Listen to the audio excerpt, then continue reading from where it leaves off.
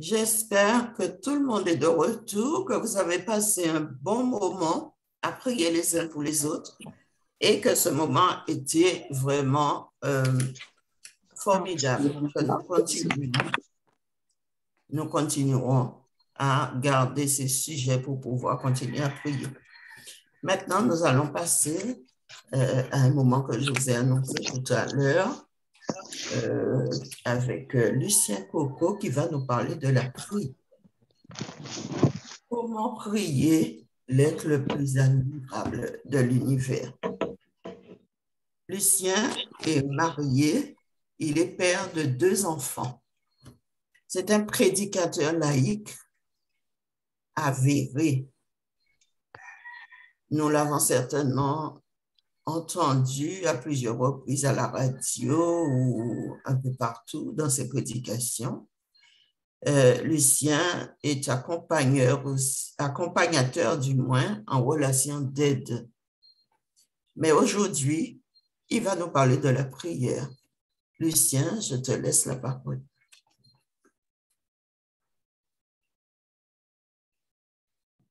Merci beaucoup.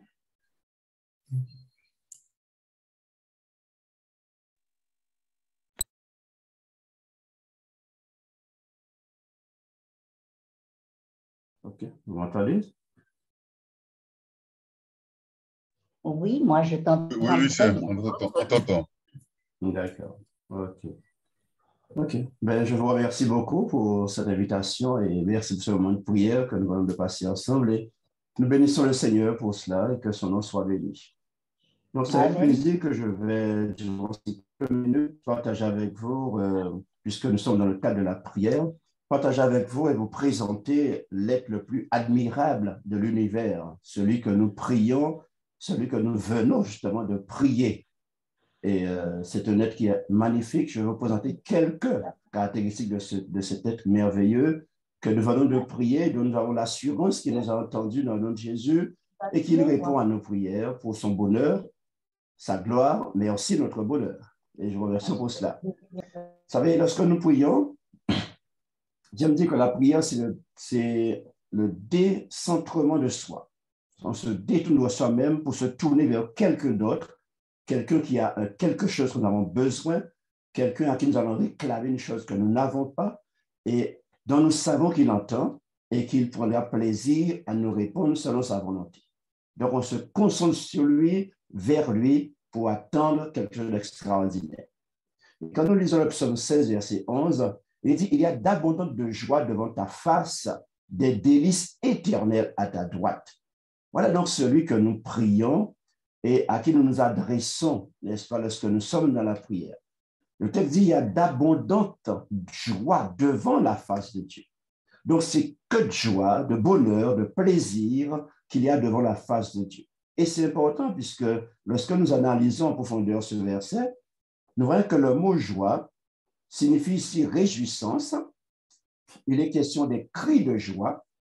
Il est question de transport de joie, sujet de joie. Il est question de gaieté, de bonheur, de plaisir, de festin et de fête. Donc, quand nous venons devant la face de Dieu, nous comprenons déjà que c'est un moment de joie, de fête et de bonheur. Donc, ça veut dire que nous allons prendre plaisir à venir devant la face de cet être merveilleux, sachant que lui, il est un être de joie, et ce moment que nous allons passer devant lui sera aussi un moment de joie. Donc, ça veut dire que lorsque nous sortons devant la face de celui-ci, donc nous sommes des hommes et des femmes joyeux. Joyeux parce que nous communiquons avec lui, il nous accepte devant lui, il est notre papa d'amour, il entend nos prières, et joyeux parce que nous allons sortir devant sa face remplis de joie que nous allons vivre personnellement dans la journée, mais aussi partager avec les autres. Donc, c'est quelque chose de magnifique. Et le texte dit ensuite, il y a des délices devant cet être merveilleux. Le mot délice ici signifie agréable, chéri, dans la joie, mélodieuse, doux, aimable, n'est-ce pas? Plaisant, agréable, charmant, adorable, beauté. Il est question d'un chant, un doux son musical. Voyez ce qu'il y a devant la face de Dieu, ce Dieu que nous prions. Voyez l'ambiance qui règne autour de ce Dieu, cet être admirable, lorsqu'il nous invite à venir devant sa face. C'est vraiment un moment de joie, de plaisir. C'est comme si nous sommes en train de goûter déjà à l'éternité que nous allons passer avec lui. Il est vraiment quelqu'un de merveilleux, notre Dieu, et vraiment nous sommes heureux d'appartenir, je dirais, à un Dieu comme lui. OK? D'accord. Lorsque nous voyons Néhémie 9, verset 7, il dit, levez-vous, bénissez l'Éternel, votre Dieu, d'éternité en éternité, que l'on bénisse ton nom glorieux, qui est au-dessus de toute bénédiction, de toute louange. Vous voyez ici ce qui est formidable, c'est que dans ce texte, nous sommes invités à bénir le Seigneur. Le mot bénir ici signifie dire du bien de Dieu. Dire du bien de Dieu, parler en bien de Dieu, témoigner de sa bonté, de sa miséricorde. Ensuite, il dit, ton nom est glorieux. Ton nom est au-dessus de toute bénédiction. Ça veut dire que toutes les bénédictions que je reçois de Dieu, n'oublions pas que Dieu est au-dessus de ces bénédictions et qu'il faudrait nous attacher à ce Dieu-là plutôt qu'à la bénédiction demandée ou reçue. Attention, attachons-nous à celui qui donne la bénédiction, celui qui bénit et non pas à la bénédiction. Et c'est pour cette raison que le mot glorieux ici, qui vient de l'hébreu kabod, signifie dignité, honneur, glorieux, splendide, magnificence, un trésor, voyez, majestueux, splendeur, noblesse, magnifique. Voilà qui est ce Dieu à qui je m'adresse. Et voilà pourquoi il doit être au-dessus de toute bénédiction, de tout ce que je lui demande et de tout ce que je reçois de lui ou de tout ce que je ne reçois pas de lui et qui peut causer frustration parfois. Donc, voyez, on a affaire à un Dieu vraiment qui est majestueux. La Bible dit que Dieu est saint, il est glorieux, splendide, magnifique, je répète, c'est comme un trésor. Voir Dieu comme un trésor, le trésor le plus précieux qui existe dans l'univers et dans le monde. Voir Dieu comme quelqu'un de magnifique, quelqu'un d'admirable, prodigieux, un Dieu extraordinaire. Il est aussi le Dieu étonnant, un Dieu qui nous étonne. Même dans notre demande parfois, où on croyait parfois que Dieu n'avait pas entendu et qu'on a mis de côté, n'est-ce pas, la demande, on réalise que Dieu répond, il m'étonne, il va au-delà de ce que je lui ai demandé. Ça, c'est Dieu. Il est agréable, admirable. C'est à ce Dieu que je m'adresse quand je prie. Il est aussi dans ce Dieu-là, un Dieu omniprésent. C'est important de comprendre quel Dieu que nous prions, parce que l'idée que je me fais de Dieu va dépendre donc la réponse à ma prière ou à ma façon d'adresser à lui. Très important. Si je vois Dieu comme un Dieu qui est omniprésent, c'est-à-dire que Dieu est présent en tout lieu avec tout son être. Il est toujours le grand je suis, présent là, partout où je vais, partout, et il est là avec moi.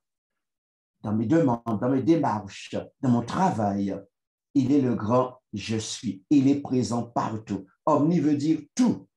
Et donc, omniprésent veut dire tout présent en tout lieu. Il est réellement présent, cet être admirable que nous connaissons, que nous aimons, présent en tout lieu. Donc, ça veut dire qu'il ne faut pas avoir peur de quoi que ce soit, mais de lui faire confiance. On a affaire à un Dieu aussi qui est omniscient. Dieu sait tout. Omni veut dire tout et science veut dire connaissance. Donc, étant omniscient, Dieu connaît pleinement et aussi toutes les choses réelles et possibles. Toutes choses. Vous et moi, nous sommes dépassés, n'est-ce pas, par les événements de la vie parfois. Nous avons peur du lendemain. Mais la Bible dit que Dieu connaît toutes choses, tout ce qui m'arrive, tout ce qui va m'arriver, Dieu sait toutes choses. Donc, quand j'ai affaire à ce Dieu-là, il y a de quoi donc lui faire confiance. Il sait ce qu'il fait. Et tout ce qu'il fait est bon et très bon. Donc, ce Dieu-là, vraiment, il a la connaissance. Donc, quand j'ai besoin de connaître des choses sur ma vie, sur la vie de mon époux, mon épouse, mes enfants, de l'Église, la mission de l'Église, besoin de savoir des choses sur mon travail, sur ma vie, ma santé, ce Dieu connaît toutes choses. Tout ce qui se fait, Dieu connaît. Donc, je m'adresse à lui et il me dit, viens à moi. Je vais te révéler qui je suis. Je vais te révéler qui je suis. Je vais te révéler qui tu es. Je vais te révéler qui est ton prochain. J'ai des choses à te dire. Je vais t'apporter La connaissance pour que tu puisses me connaître. Et puisque tu me connais, alors tu pourras m'aimer. Et puisque tu m'aimes, alors tu pourras obéir et suivre mes instructions. N'est-ce pas merveilleux? Dieu est aussi un Dieu omnipotent. Vous voyez? Dieu peut tout faire selon sa sainte volonté. Tout faire selon sa sainte volonté. Tout ce qu'il veut, il le fait, dans le ciel et sur la terre. Dans ce sens, Dieu est l'unique tout-puissant. Omni veut dire tout, et potentiel veut dire puissance. Tout-puissant. Qu'est-ce que Dieu ne peut pas faire? Qui peut empêcher Dieu de réaliser ce qu'il veut réaliser pour ma vie sur la terre ou concernant sa mission ou son évangile? Personne ne peut empêcher Dieu de faire ce qu'il veut faire, ce qu'il doit faire et ce qu'il va faire. Quand on a affaire à ce Dieu-là, il y a de quoi lui faire confiance. La Bible dit que Dieu est souverain. Sachant qu'il est omnipotent, il est aussi souverain. Et la souveraineté de Dieu se réfère à son autorité et son pouvoir à gouverner. Donc, il est le seul qui ait le droit, l'autorité, la puissance pour régner sur tout et sur tout ça. Est-ce que nous connaissons ce Dieu souverain? Est-ce que nous voulons mettre quelqu'un au-dessus de Dieu? Un homme, un président, un roi, qu'importe. Personne ne peut être au-dessus de Dieu. Il est souverain, il contrôle l'univers, il contrôle l'histoire, il dirige l'histoire, il dirige mon histoire. Et si je lui fais confiance, alors il y a un projet de vie pour moi, pour ma famille, pour mon Église. Et quand je lui fais confiance, alors je ne serai pas déçu parce que Dieu ne déçoit jamais. Alléluia, nous bénissons le Seigneur pour cela, chers amis. Et lorsque nous lisons Exode 33, 18, Moïse dit à Dieu à un moment donné, Seigneur, fais-moi voir ta gloire. Après 40 ans de cheminement, il a envie de voir la gloire de Dieu parce qu'il a encore une mauvaise conception de Dieu. Il n'est pas au clair sur ce que Dieu est, ce que Dieu est capable de faire. Révèle-moi. Et Dieu lui dit, je te fais voir ma bonté. C'est ce que tu as besoin de comprendre, la bonté de Dieu. Et le mot bonté ici en hébreu, tob, signifie plaisant. Un Dieu plaisant, un Dieu agréable, un Dieu joyeux et digne de ce qui plaît au sens, n'est-ce pas? Pour qu'il y ait une satisfaction morale ou esthétique. Parfois, le mot bon est synonyme de beau. Notre Dieu, voilà comment il est. Une belle, le mot bon, ici en hébreu, signifie une belle collaboration. Nous parlons de prière. Collaborer avec Dieu, être en union avec lui, unité avec lui, lui faire confiance, être en intimité avec lui. Moïse avait besoin de cette intimité avec Dieu, de connaître Dieu, de s'approcher plus de lui. Vous et moi, chers amis, nous avons besoin de cette intimité avec Dieu. Et il est prêt à se révéler à nous. Un autre mot hébreu, yesel, signifie gentillesse, bienveillance. Voilà notre Dieu. Et en grec, agathos signifie un Dieu bon, fidèle et juste. Un Dieu qui est magnifique, entièrement bon. Et ce mot est employé pour parler de bons fruits, de bonnes œuvres. Vous avez notre mot grec, Christos, qui signifie plaisant, gentil, et est traduit par doux, léger, agréable, serviable. Voilà le Dieu, chers amis, que nous prions lorsque nous prions. Est-ce que nous avons cette idée de Dieu quand nous prions? Quelle conception avons-nous de lui lorsque nous prions Dieu, nous nous adressons à lui, nous sommes en relation avec lui? Quelle image nous faisons de lui? Est-ce que nous pouvons décrire Dieu de cette manière? Donc, chers amis, voilà qui est Dieu. Donc, tu n'as pas à avoir peur, mon frère, ma sœur. Il n'est pas ce Dieu punissant qui n'attend que de condamner comme nous pourrions être tentés de l'imaginer.